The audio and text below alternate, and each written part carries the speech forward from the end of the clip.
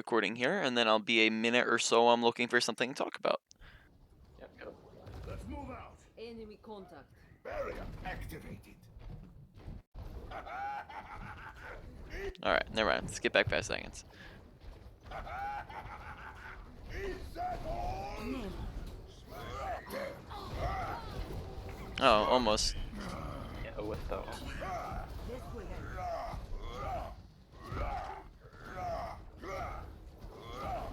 Come on and face me. I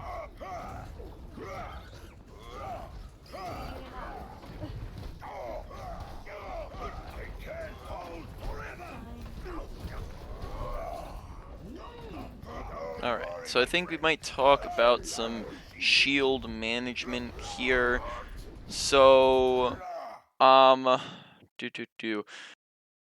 guess let's walk through just trying to think.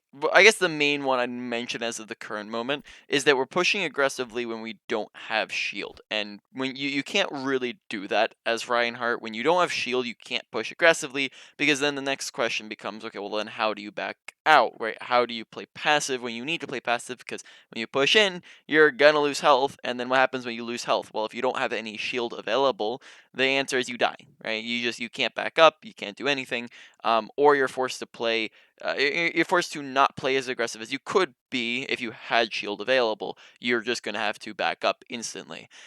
So here we kind of stand here, let them mow down our shield, and then we push aggressively when our shield is at 135, and then we're also down a little bit of health as well, which means that now when we're pushing aggressively, we just don't have the resources to do so.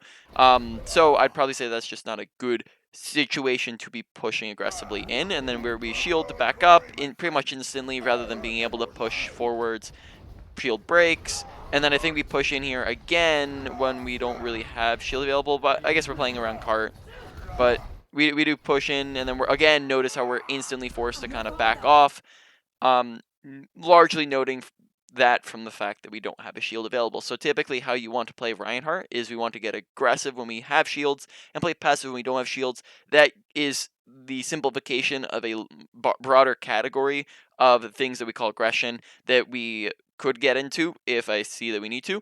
But for the current moment, we'll just say aggressive when we have shield, passive when we don't have it, as a general rule. But now we have nano, so we can play much more aggressive. Nice, nice. And then I'll keep my eye out, because I maybe saw another thing with our shield usage that we'll take a look at next fight, hopefully. My tactical flashlight charging. Sniper, be ready. Make sure we're not standing in that fire strike. Just look to get out of the way.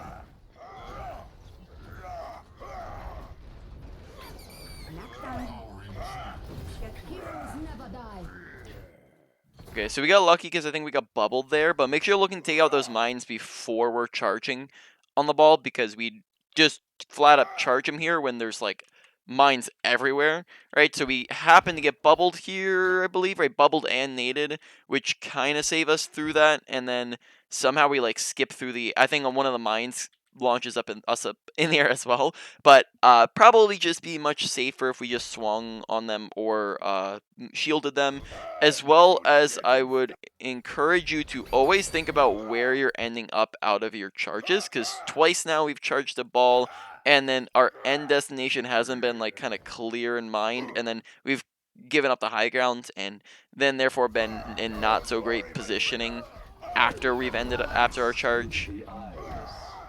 Yeah, that was probably bad. The mines though, I thought the charge destroys the mines. That's why I went for it. It can yes, it can destroy how it would work, I believe, is that it can destroy them before they're activated.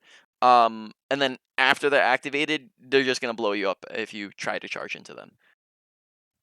I got it right. Because there's that activation period at the start. Yeah.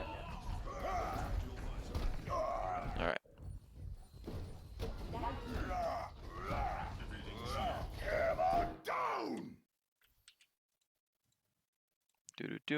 So, Shatter, Is it needed? Possibly. Yeah, well, I'll say that's fine. Yeah, you're good on that one.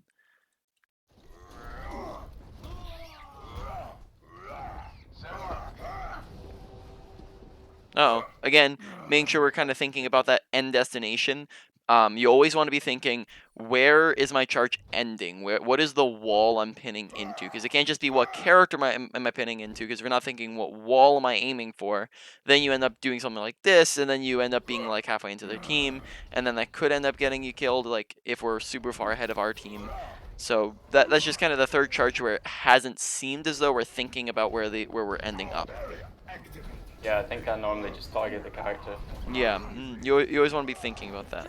All right, so we're finally gonna go over it now. So let's review because I think I've seen a fair bit of this. So when it comes to shielding, you have times where you shield and times where you don't. Of course, right? There's times where you want to shield, times where you don't want to shield, and in general, there's a lot of times where you do want to shield. You do want to shield get when you're low, when your teammates are low, when you're in danger, when your teammates are in danger, right? So danger level and low being low are two different things, right? Like I can be low HP and completely safe if I'm around the corner, and I can be in danger if I'm in a grab and a bunch of people are shooting at me, right? So that's another way we can use it. We can also use it when we're pushing aggressively and when we're backing out and we're trying to shield our engagement and disengagement.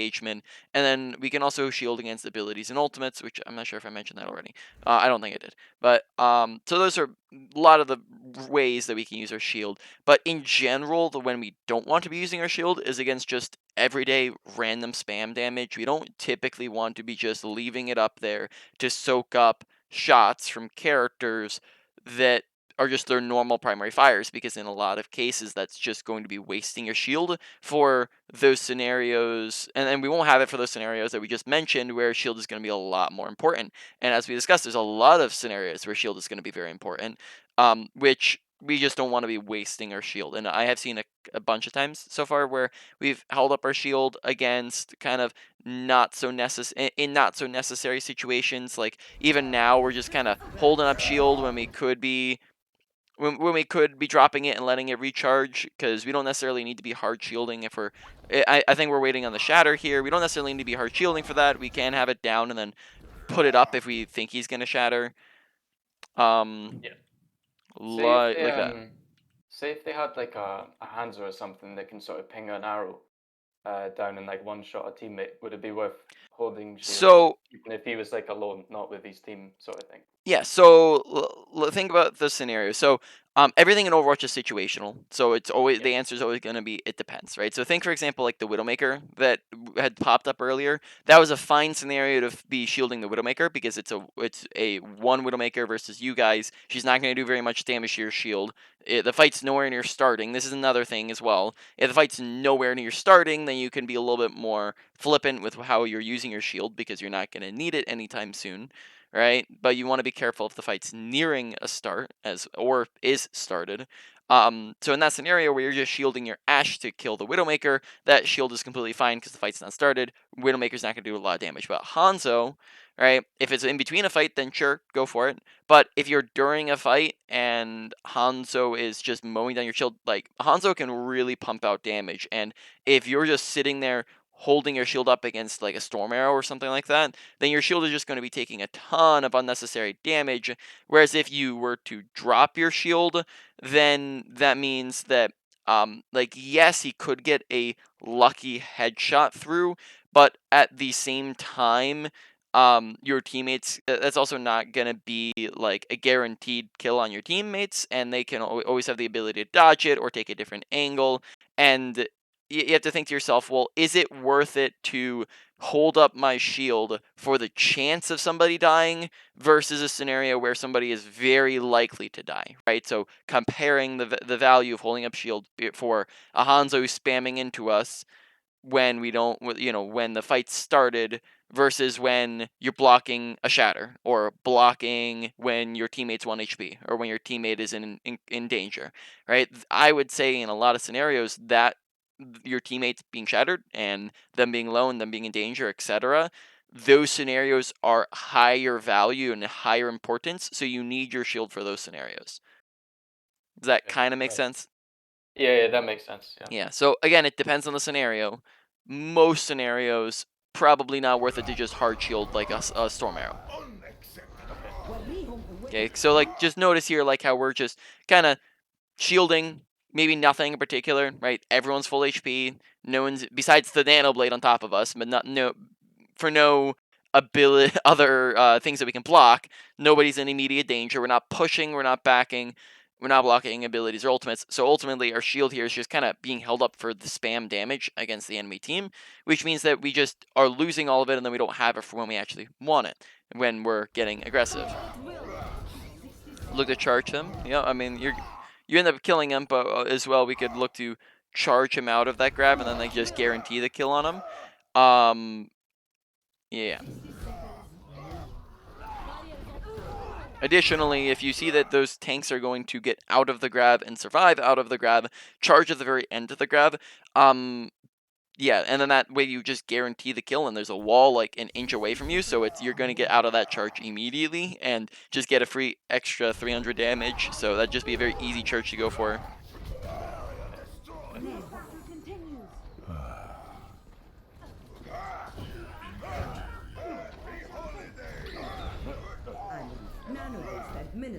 Oh, fantastic, Nano. All right. Maintaining connection. Group up here. 30 seconds. Oh yeah, for this map as well. I never know whether to hold here with Ryan or like up on the top. Yeah, because like sometimes teammates will be like, "Oh, drop down," and sometimes they'll be like top, and I'm sort of never sure which Yeah, one. probably depends a little bit on your composition and what play style you're trying to go for. So different comps have different play styles and how they want to operate. Would you like to take a few minutes to go over that at all? Compositions Yeah. and stuff. So Yeah, yeah. So like how they play and what they are. So I can send you a chart here. Sorry, I don't know if I heard your answer. Can you repeat yeah. what you Sorry. said? Yeah. We can go over that. Yeah, okay. So I'm gonna send you a compositions chart here over Discord. Okay. Right. All right. So this is rough composition chart, right? So in the game there are three main compositions, and all other compositions are variations of these three, or three and the extra one. So dive. Brawl and spam are the main compositions. Are you familiar with what characters make up these compositions? Pretty much. Yeah. Okay, so dive as a composition is pretty standard as it comes because the other compositions play like this as well for generally, but they play like this the most. So dive is going to just start off far away and then dive in close. Of course, that's how they operate. They're fast moving characters, but then their pacing during the fight is that they start off slowly, and then as they get kills, as they get ults, as they get advantages and opportunities, then they play more and more aggressively and play faster and faster, and that's dive. It's pretty standard. Most, like I said, all of their compositions are going to play like that. They just play the most like that. Now, brawl and spam are where it gets very easy and one-dimensional. Spam compositions are going to be your long-range compositions. It's your Orisa, your Sigma, your snipers, etc. They like to play far-ranged because they are far-range characters.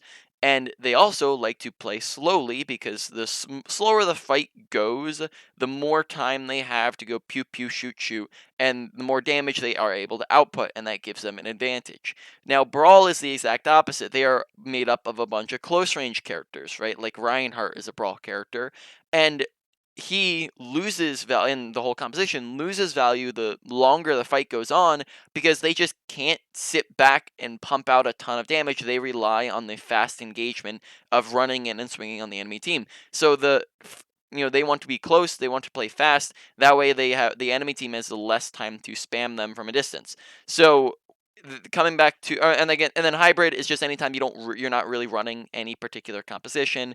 they're gonna not really be playing with a particular play style. They're gonna play a lot of times a little bit more split up across the map, and everyone's playing kind of deathmatchy their own game. And then you are running a composition if you have kind of 4 or more characters of a particular comp. So if you have 4 brawl characters, you're a brawl comp. But if you have 3 brawl characters and 3 dive characters, you're a brawly divey hybrid, right? So it's not really you're not really running any particular play style in that situation.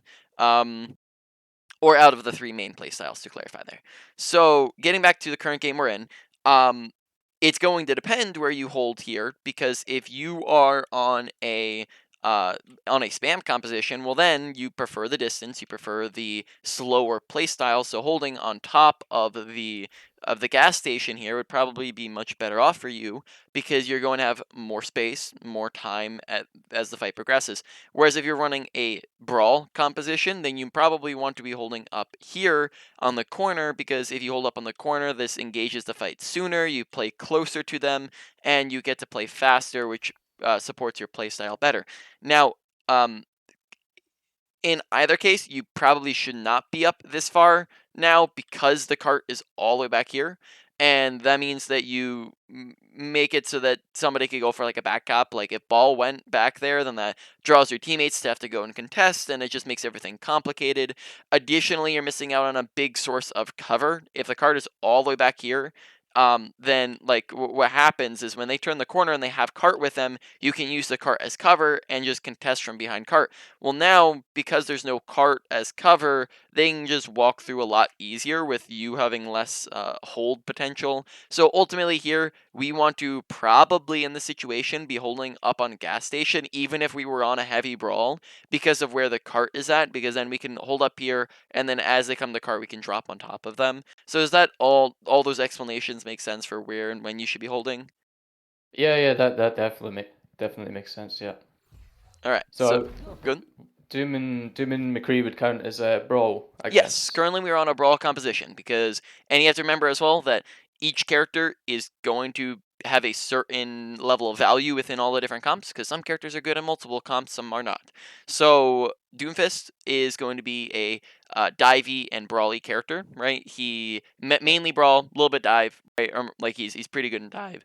So Doomfist is, since he is brawl, you would just count him within the brawl. You don't really have to worry about the dive, because we have no other dive characters really, right?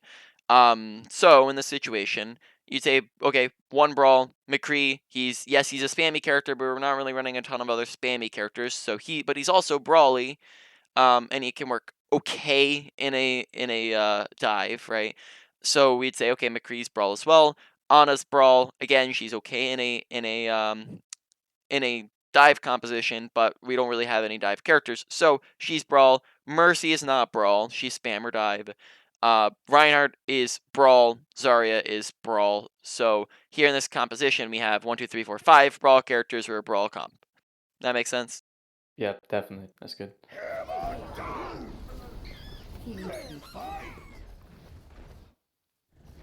Okay.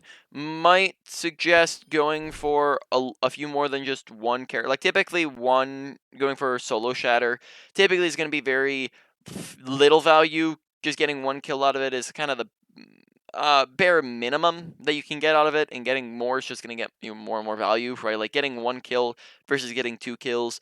Like 2 kills is usually your minimum that you want to be going with Shatter. Not in all cases. Like you can Shatter like a Nanoblading Genji or a Primeling. Like you can Shatter maybe like a Primeling Winston or something like that. But you don't necessarily want to be just shattering a random person, because then that means that you could have gotten a lot more value, right? Like just think the value. Now you might not get 6 here, but just think the value that you could get out of getting like a 3-man shatter, right? That's probably not just 3 times the value, but maybe like 4 times the value as getting a single 1-man shatter. Because when you get more people, when you get only one person down, well, then now they can get pocketed, they can be kept alive, they can all work together to keep that person alive. But when you shatter 3, well, now they lose out on that being able to keep that person alive, because they have less people to do so.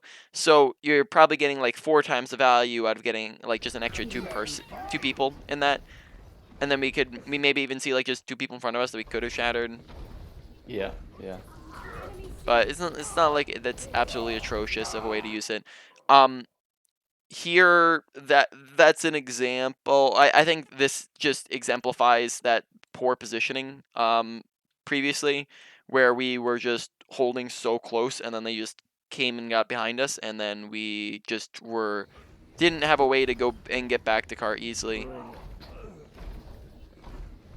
Okay, so I notice your shield hopping. That's good. So I assume then you're familiar with that tech.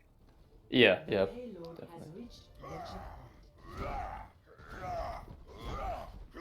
Barrier activated. Here's I suppose positioning here as well, like top and bottom, would be the same then, since we're brawl, we'd want to take it. Um, if it's pretty much the same, you always want to choose to go high ground, because high ground's always going to be really good positioning. So high ground gives you a lot of advantages. So from a high ground, you are able to have let's see, check out all the boxes. So here on a high ground, right, it all acts as natural cover, right? So the enemy team can see us, we back up away from the ledge. Oh, I guess let's say they're below us, right? We back up away from the ledge here, and now they can't see us, right? We go forwards, they can see us, now they can't see us. The whole thing acts as natural cover, therefore it allows us to negate a lot of damage and have more survivability.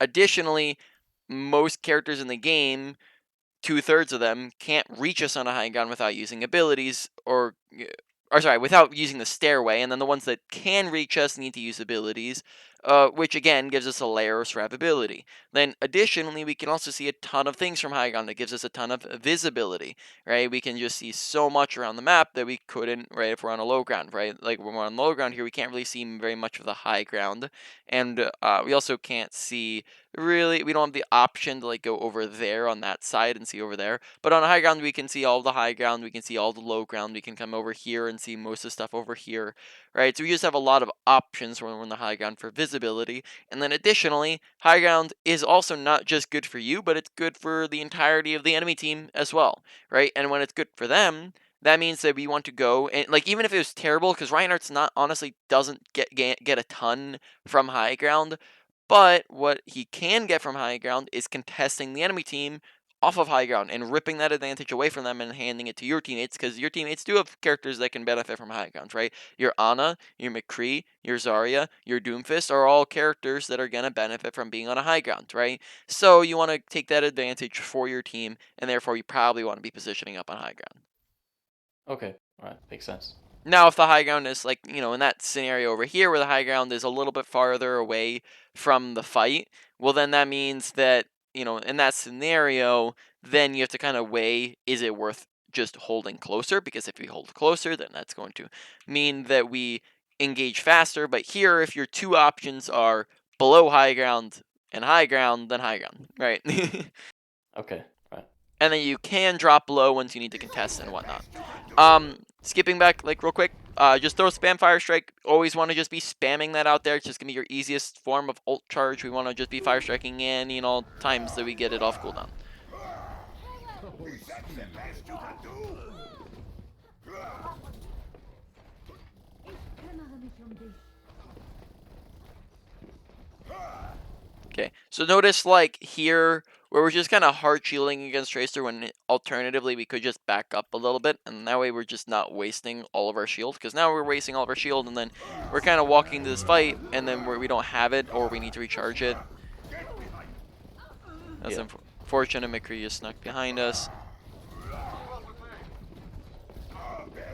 Alright, so if you just lost a fight, right, your two options are you can look to get out if possible, and if not possible, you want to let them kill you. This prevents you from staggering. You're familiar with staggering at all? Yeah. I Yeah. think I just made a bad read here. I forgot they had the tracer that could chase me. Mm-hmm. I should have just died quicker, yeah. Yep, and there's a ball and a tracer on top of us, and a Moira is coming Yeah. too. Right, so here in this scenario, we just wanna we know we can't get out, so better to let them kill us, so that way we're coming out with our team rather than all the way back here when they're all the way up there. Yeah, makes sense.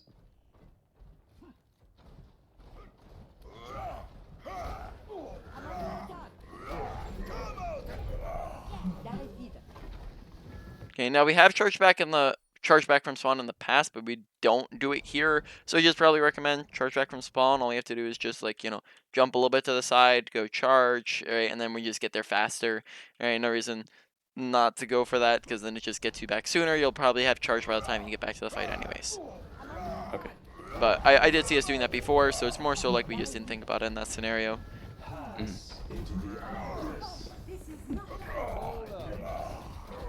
Alright, so I think we are going to talk about aggression scaling, I think is something I want to discuss here. So, I guess for the foundation of aggression scaling, why don't we first talk about how do you tell whether or not you've won or lost a fight? So this isn't necessarily. I think I've seen bits and pieces here and there. I don't think you're atrocious with it, but I do want to mention it because it's just very easy and it's the kind of the foundations for something I want to talk about, anyways. So, how do you tell whether or not you won or lost a fight? The main way you tell this, this is the basics of it. The main way you tell this is watching kill feed. Kill feed is going to tell you when you're up or down people. When you are up or down 1 to 2 people, that is an advantage or a disadvantage. That's where you want to be playing more aggressive or more passive accordingly. When you are up or down 2 to 3 people, that's where you have won or lost the fight. That means that when you've won a fight, you play much more aggressive, and when you've lost a fight, you either get out or you let them kill you. And then when you've won or lost a fight, you don't use ultimates, right? It's just not worth it. Now this gets directly into aggression scaling, and aggression scaling is the concept of putting your aggression on a scale, right? And you want to be thinking of super aggressive as 100%. 0% is super passive, and 50% is your neutral. So you're usually going to be coming into fights at your neutral because nothing's really happened yet to push you in either direction. So you are going to you're going to adjust upwards on the scale and get more aggressive if you have advantages, or if you have opportunities, and you're going to adjust downwards and play more passive if you have disadvantages or a lack of resources. So what those look like, right? Advantages, really simple. We just talked about kill feed. Kill feed is an example of advantages, right? When you're up 1 to 2, you might get more aggressive. You might push up to 60, 70. You get 2, 3, or so you get like 3 kills, right? Maybe you're like 80. 5, 4, 5, 6, 90, 100, right? You're just going to adjust upwards on the scale once you get more kills. Same with downwards, right? Disadvantages, you adjust downwards on the scale. You play more passive as you lose characters. Now, additionally, to add on to those, there's a lot of other things that go into whether or not you're winning or losing. That's why 2 is the middleman. It's in both of them, 1 to 2 and then 2 to 3. And that's because there's a lot of other things that go into whether or not you're winning or losing. Which team has more health, which team has better spawns, which team has more ultimates, more abilities, which team has better positioning, right? There's just a lot of other things that go into this, right? So you could, for example, be down 2 people, but their entire team is 1 HP and it's still winnable. Or you could be down 2 people and have no additional advantage, and then you've lost the fight, right? So you want to pay attention to all those other things, because those as well act as advantages and disadvantages. Now, opportunities are going to be things like somebody's low HP, or I have an ultimate, or my teammates are pushing aggressively, or you could see somebody's out of position, right? That sort of idea. Now, not disadvantages. Lack of resources is going to be like your health bar and your shield health and your abilities. If you don't have health, you can't play aggressive, right? Like if you're 1 HP, you have to be at like a 0% aggression, because you just can't push. If you drop shield and push aggressively, you die. And you can't, obviously you're trying not to die. If you don't have any shield, again, maybe you don't go as low as 0 if you don't have shield, but you probably want to be pretty low at like maybe like a 20 or a 30, somewhere around that, if you don't have any shield to work with. If you're out of abilities, not as big of a deal, but it still messes with your aggression. So if you're missing charge and fire strike, you'd maybe drop from like a 50 to a 40 or something like that, because it still impacts your aggression. So overall, you have to note that all of these are interplaying with each other. It's not going to be one single thing is happening. You're going to in any one moment, you're going to be up 2 people, down 1 person. You're missing just your abilities. and you see somebody who's 1 HP, right? So you're going to have all these different things, and you have to think in your head, okay, I'm up 2 people, down 1 person, that's just up 1. Okay, I can play more aggressive. I'm down just my abilities, doesn't matter a ton. I'm now like maybe around just 50%, right? But I see an opportunity because somebody's slow, now I'm up to 80%, right? So just all these different things need to be kind of thought about, and then that helps you gauge your aggression. It sounds really complicated as you think about it, and as you implement it, it becomes simpler and simpler and simpler. Because you just work on it, and it becomes a lot more natural for you. Um, Other thing to think about is that when you pick a aggression, you're not locked into that aggression for the next 10 seconds, right? So when you get to 100% aggression, you're not just going to pick 100% and then stay at 100% for the next 10 seconds. It's going to be fluctuating very much so because things happen very, very fast in this game. So you might see an opportunity and get up to 100% aggression, but then all of a sudden you're 1 HP. So now you have to drop from 100 to 0 in 1 second, right? And then you get healed up immediately. Or like let's say someone trances, right? Well, now you can now go and get aggressive again. So now you went from 100 to 0 to 80 all in the course of 2 seconds, right? So that's just how it works. How aggression scaling works. Now let's like look at this fight real quick. We go Okay. and the fight just started. They get a pick. We're down 1 person currently. It's a 65. We're down to half health and or wait, no, sorry, misread that. We're down a little bit of health, not a lot. Down half of our shield. We just use Fire Strike. Okay. We get a res. So ultimately, right now we're down 1 person, and they are also in the middle of trancing, and we go and jump straight into the middle of their team. So as of the moment, this aggression is like 100% aggression, right? Yeah. And our currently, especially because of that trance, our current aggression should probably be like 25 or something like that, right? Where we're playing pretty passive, especially because of that trance. Even without trance, we'd probably only be like a 40 right now or something like that, right? Um, the other thing to note here is not just the aggression. We're also not going and touching cart, which is what we want to be doing at the moment, is going and touching cart, right? Because then they almost cap it from behind you, and then we die because we jump in the middle of their team, right? So note here that Yeah. this is possibly winnable, but we just kind of jump in and feed. When if we're paying attention to our environment, then we know not to do that. Yeah. That was quite bad. Yeah. Yep. So just to clarify, that all makes sense. Yeah. Do you have any questions on any of that? Yeah. No, it makes sense when you say it like that. Yeah. Okay. Good. Good. Don't worry, my Just be fire striking at her. Right? Just use that a little bit more often. It looks like we hold on to it sometimes. Um, Not to say that you never hold on to it, but in general, it's an ability that you use off cooldown, and off cooldown doesn't mean that you always have to press it, because then that wouldn't make much sense. You're walking back from spawn, and then all of a sudden you're pressing the button. But anytime you have an opportunity to use it, you're just tossing it in there because you want to get damage out. It's your fastest source of ult charge, and I will note that I think that we have been charging ult a little slowly, which I'd probably say comes from their very spread apart team composition, so we're not really damaging much. But I'd say also another part of that is that we're just not fire striking very often, which means that we're missing out on like in between these fights here, we could probably be tossing in like 2 to 3 fire strikes while we're just waiting for the fight to start. That if you add that up between every single fight, adds up to so much ult charge that we could be getting that we're just holding on to. Okay.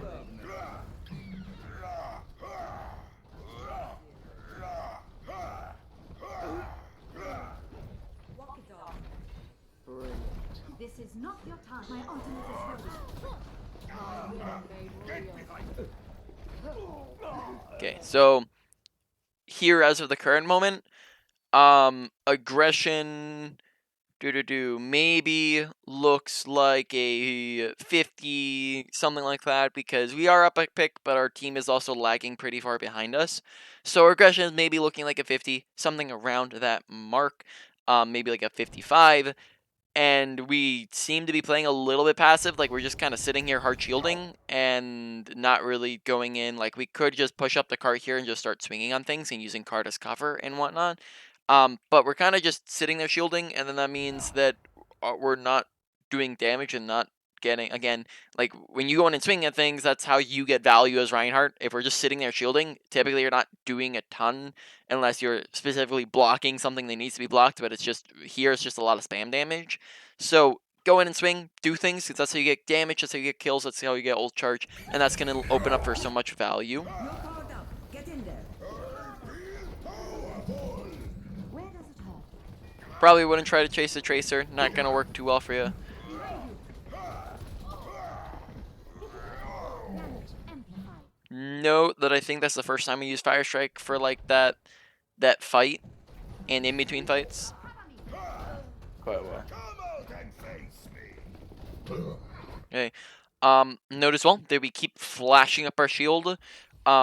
Make sure that when it's low that we're dropping it to recharge. We don't want to be putting up it every couple of seconds, because then we just end up it never ends up recharging. So like here, for example, I think he just hooked at our Mercy like a second ago and we just blocked it. Yeah, he just hooked like 2 seconds ago. So what does it really matter if he shoots at us one time and Mercy heals us up? Right, he's not going to hook us. He can't kill us here.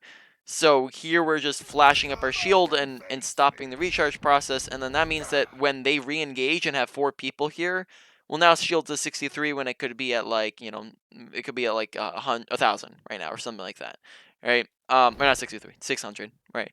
But same concept of where we probably wanted to drop it. Additionally here, we probably could just turned around and charged and been completely fine if we were trying to back up, but we backed up a little bit slowly.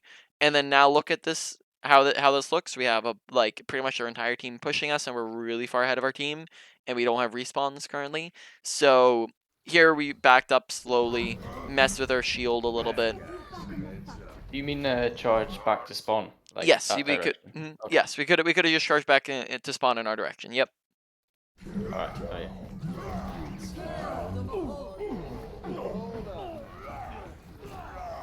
Okay.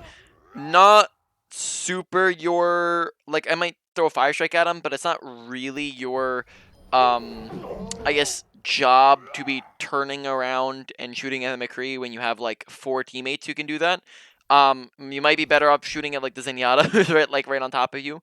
Right on top of you guys, which comes from audio awareness and listening to environment. But then additionally, you just want to make sure that you're like kind of watching this front line on the card as well. I guess we did just get 2 kills. I don't know, maybe I missed that part. I don't remember us getting. Okay, I guess we just killed Roadhog.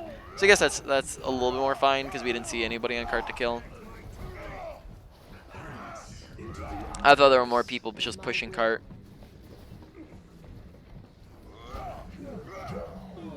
And for some reason they trans. This will restore 60 seconds. Okay. No, that we're still just kind of hard shielding. Probably want that to be dropped so that we can recharge.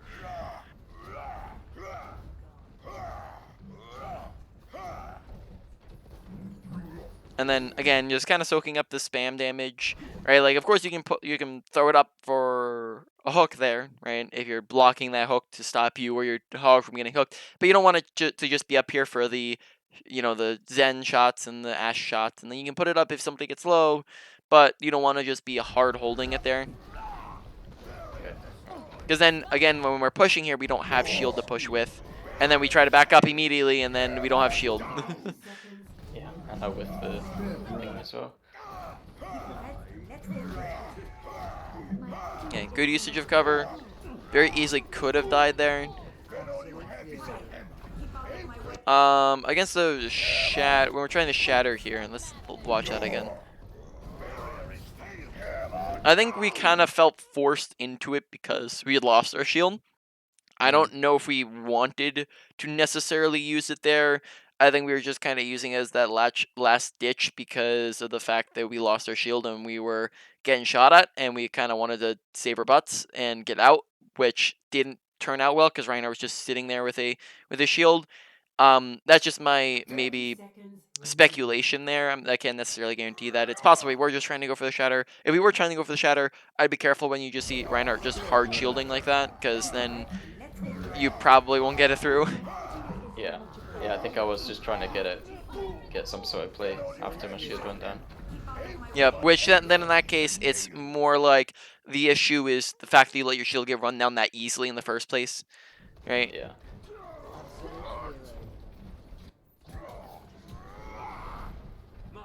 Heroes never die. Get in there.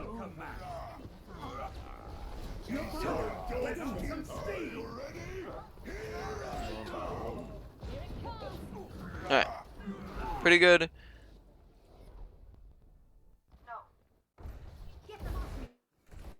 Oh, skipped a little far. Yeah, right now I just want to be getting fire strikes off, right? That's just, yep, there you go. Unstable. My barrier is Okay, currently just kind of hard shielding. Yep, there you go, fire strike. Instead of that, we just probably, like, alternatively, we can just use cover, and then that way we're not forced to just hard shield, and then that way we can just preserve it for when we actually need it. Because now, again, notice that the fight's nearing starting, and we only have 500 health on the shield, 200 health on the shield, and then we're forced to, as the fight is starting, to back up and play passive, right? So as we want to start getting aggressive, because we can't get value if we're passive, then we're forced to play passive, and then we just lose out on value. So is it worth just sort of letting the sig, well, sort of taking some sig shots without the shield up? Yeah, like Uh, like additionally, if Sigma has a shield up, then like you don't even need to be shielding because you already have a shield up. Like in fact, double stacking that is probably something you don't want to do. In most cases, if you're running with a double shield, you want to be rotating your shields because then that way you cover the most value. Because if you double stack and you have this like super wide range, like let's say we have them side to side like this, then both your shields are just like you're just soaking up all this spam damage versus actually blocking the things that need to be blocked, like we've talked about, like the abilities and ultimates and important damage. When you just put them both up, then they both take all the spam and then they're both done at the same time, right? okay. Yeah. Versus letting Sigma soak it up, then Sigma's goes down, then you can maybe put it up for stuff, and then yours gets low, so Sigma puts it up, and you rotate it back and forth, right? Say if it wasn't like a Sigma as my other tank, like Mhm. maybe it was a Zarya or something, would it be worth still sort of taking damage instead of just keeping the shield up so it So like breaks? So you're saying like you feel like you would take damage if you dropped it? I mean, like if Your team. since my yeah like me and the team, because normally that's something sort of teammates will shout at me for, like keep your shield up, sort of thing. Um, in some situations, I guess, Mhm. but and then I sort of just keep it up, and then maybe it breaks too often. Or... Yeah. So like one thing I would recommend is like don't necessarily listen to advice from low ranked players if you're trying not to be low ranked lower ranked player, right? That's just Okay, yeah, something that you kind of have to learn is don't typically listen to the advice of the people in your rank just because it's typically not going to be the best advice. Um, if you're not shielding, it's their job to go and not stand out in the open for them to die. Now, uh, let's think about it like this, right? So if you're not shielding, you should probably either be using cart or just running beneath them, and then this way you're not taking damage. This means that it's your team's cue to do similarly, to use cover, to not just sprint down to the open and die. If they're on the open and you're like under here and like you see, oh snap, McCree's just standing there, then you can maybe go and try to save him. But then at the same time, um, that's not really your responsibility if McCree's standing out in the open and dying, right? You don't really necessarily want to be spending your entirety of every game covering for your teammates bad plays and the bad decision making, right? Because obviously, like cover usage is very important in this game. If they're not using cover, then that's on them. You don't necessarily have direct control over cover usage. Now you can say maybe in chat, "Hey, I'm dropping shield. I'm going below. Play safe or come with me. Get under cart." Something like that. You can communicate it. You can just an easy way to go about this is if you want to communicate, you can just say dropping shield in 3, 2, 1, and then you drop shield. This gives them a little bit of a heads up, gives them some more time to get behind cover, etc. But yeah, it's not necessarily your job to put your shield up in bad scenarios just because your teammates need it for bad scenarios. Now, Okay, that makes sense. if you feel like I said, if they are just continuing to be stupid like that, then shielding, because you don't want to necessarily just subject your McCree to dying. And the idea is that he hopefully shouldn't be dying. If he is dying continuously because you do it, then that's fine. Put it up, right? It's kind of like, again, it's gonna depend on the scenario. Okay. I like the play. I was wondering if you would actually do that or not. Very nice. You actually, that probably wins you that fight there. Nice. Observe the battle. Watch your back. No step. Greetings. Behind you. Uh-oh. Watch and learn. This does not compute. So, among, like, on aggression scaling, among resources, I'd probably also, like, just include team as, like, a resource, right? Like, if you don't have your teams with you, you can't, if you don't have your team with you, you just can't play aggressive, right? That's how it works. Like, if it's a 1v6, it's just not gonna work. So here, I think we push up, and we don't actually notice how many of them there are, versus us with our, McCree who's barely peaking and Sigma who's barely peaking. So we're essentially, as of the current moment, it's like a 1v4 or something of that sort. Probably don't want to be peeking at the moment, so make sure we're keeping our eyes open and as well our ears open. Some just important sound things here. If you're like sound settings and whatnot, recommend turn up your normal volume if you feel like you have it too low. Probably recommend turning off or down your music volume, as that a lot of times can clutter with audio. Make sure that on your headset that you have surround sound enabled if it's an option. If it is not an option on your headset, then you want to go and enable it in game, Dolby Atmos for headphones. And then this gives you sound that surrounds you and just gives you better audio awareness. Then additionally, you could have those sounds be not the best and still have pretty good audio awareness as long as you're actively listening to your surroundings. So making sure that you are paying attention to footsteps and gunshots and abilities and ultimates, and then that will give you better audio awareness. Now we're coming up near the end here. I think I want to go over something real quick before we exit out here. So let's see.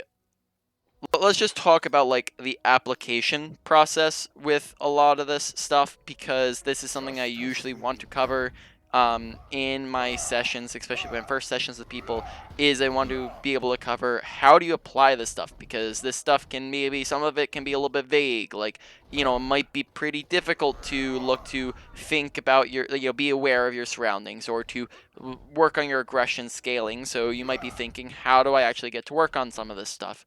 Well, you get to work on this stuff the exact same way that you work on pretty much anything else that you work on, and that is that while you're playing, you're going to be actively focusing and thinking about it. So what that looks like is that what that means is you're not just going to be playing and autopiloting or just playing to play. And contrary to popular belief, you're not just going to purely play to win. As when you purely play to win, well, then you just end up stagnating. You never go anywhere. Whereas when you play to improve, well, then that's actually where you end up winning more in the long run because you're getting better. Now, how that looks like, so let's pick out something in particular. Let's think awareness, because awareness is the foundation of a good aggression scaling. They're paired together. You can't get good at aggression if you don't know what the heck is happening around you. So let's just say awareness. If you are trying to work on awareness, you want to be thinking to yourself, awareness, awareness, awareness, awareness, awareness, awareness, awareness, right? Kill feed, kill feed, kill feed. And when you think about awareness constantly, then your awareness is going to be a lot better. That's exactly what awareness is. If you're thinking about it constantly, you're going to look around more, you're going to listen more, you're going to look at kill feed more, and then that's better awareness. And when you keep that up for a long period of time, that forms it as a positive habit.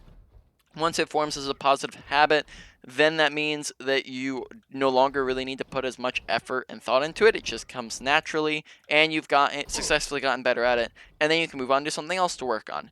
Now, I would recommend don't try to do everything all at once. That will get overwhelming and confusing if you're trying to focus on awareness and positioning and ultimate usage and ability usage. It just doesn't work out too well. So I would recommend picking out one thing to work on and then going from there. Does that all make sense as well of how you get to work on things?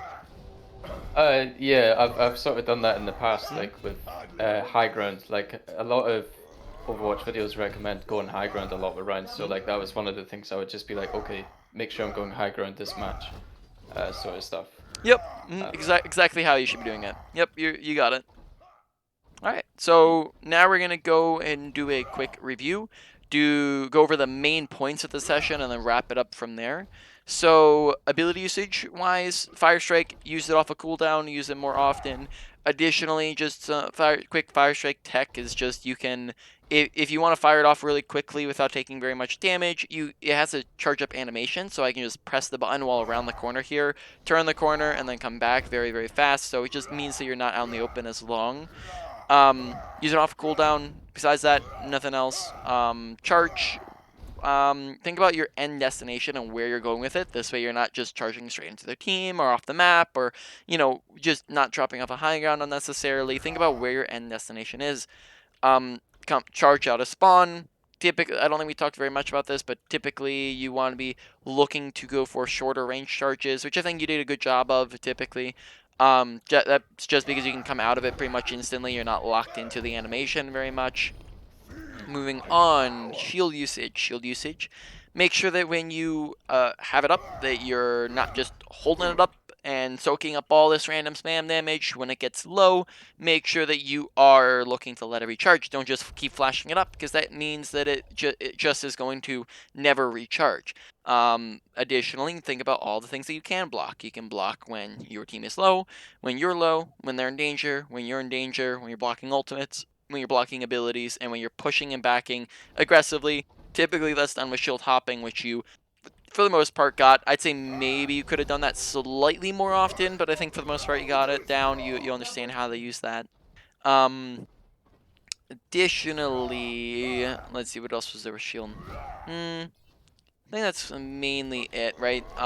Just think about when is it needed, right? Maybe it's needed if you feel like your teammate could be headshot. Again, you can use it a little bit more in between fights, right? Because then you can recharge it before the fight starts. Just make sure that you have it recharged for when the fight begins. It's not necessarily your job to make up for your teammates' bad positioning. If that's going to mean that you lose shield value. Like it's better to be in that good habit and get more value out of your shield.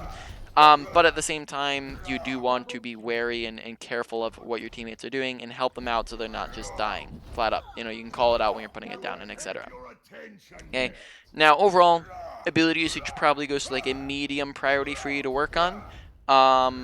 Then moving on, shatter usage. Think we probably could have gotten more value out of it. I think overall we only really ever got one-man shatters. I think we saw maybe like 3 shatters, and like pretty much all of them are like one person. If I'm recalling that correctly. So be more ambitious with your shatters. Go for more. Try not to just go for panic shatters, but look for when you can actually get value out of them. Wait for them to group up. Don't shatter and expect them to just randomly group up into them. You want to be shattering when you see a bunch of people grouped up together. And then yeah, I'd say the main thing is it didn't look as though we were very ambitious with it. I'd go for more people. 2 should be your basically bare minimum, with exceptions, right? Overall though, probably goes to like, I'm trying to think here. I'd say ability usage was more important, especially the shield usage. But this is still important. So maybe like the low end of medium, whereas let's bump up the ability usage to a medium high priority. Okay. Then moving on, we have Reinhardt does not have mechanics, so we don't really have to think about mechanics. Positioning, make sure that we're taking high grounds. High grounds are great for you. Make sure that we're using cover. Honestly, we didn't talk about a ton about cover, but just because I think you get the general gist of it. Like it seemed as though we were using cover well. Good positioning is usage of cover. bad positioning is the absence of cover. We want to make sure that we're using cover, and for the most part, we got that down. There's just a couple times where we left it. Besides that, make sure that we're just thinking about like where should we be holding based off of the situation and based upon compositions. Team comp dictates playstyle, so we want to pay attention to that, and then therefore change where and how we're playing. Make sure we're holding like on cart. Overall, that's probably like a lower end of medium as well. And then we finally have awareness/aggression. Now, this typically is I typically pair this. Maybe I should start thinking about like trying to separate these, but typically I pair these just because they're so closely intertwined. But then at the same time, they're also they're their own categories like of their own, which makes it so that it almost always takes first place if I mention aggression. So maybe in the future I should be looking to separate these out, but for the moment we'll just keep them together. Awareness/aggression, right? Make sure you're paying attention to your health bar and your shield health and your HUD, right? What do we have?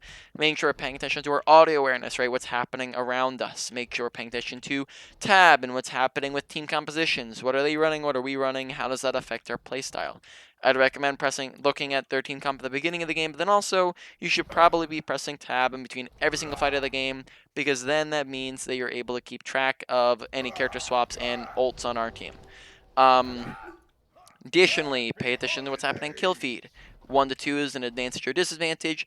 2 to 3 is a won or lost fight. When you've lost a fight, you want to look to get out if you can. Otherwise, let them kill you. And don't use ults in won or lost fights. Think about aggression scaling, right? Your aggression is on a scale. 0% is passive, 100% is aggressive, 50% is neutral. You're coming in the average fight at 50% for the most part, and then you adjust upwards with advantages and opportunities, downwards with disadvantages and a lack of resources. Overall, that one is probably like a medium high. So to put that all in order real quick for you, main one is awareness/aggression. Number 2 is probably going to be your ability usage. 3 is going to be your probably say your shatter usage, looking to get more value out of that, even though we didn't talk a ton on that. And then finally 4 is your positioning. Do you have any questions on anything we've talked about? Or anything else in general? No, I think that's quite a lot of stuff to work on, I guess, just that. Yeah. Yeah, so I think that's fine, yeah.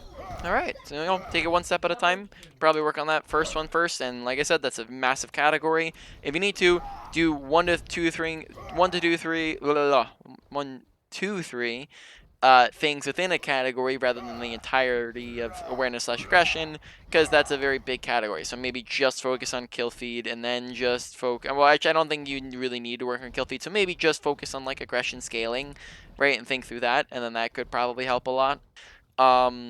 Yeah. So moving on, I'm gonna stop the recording there.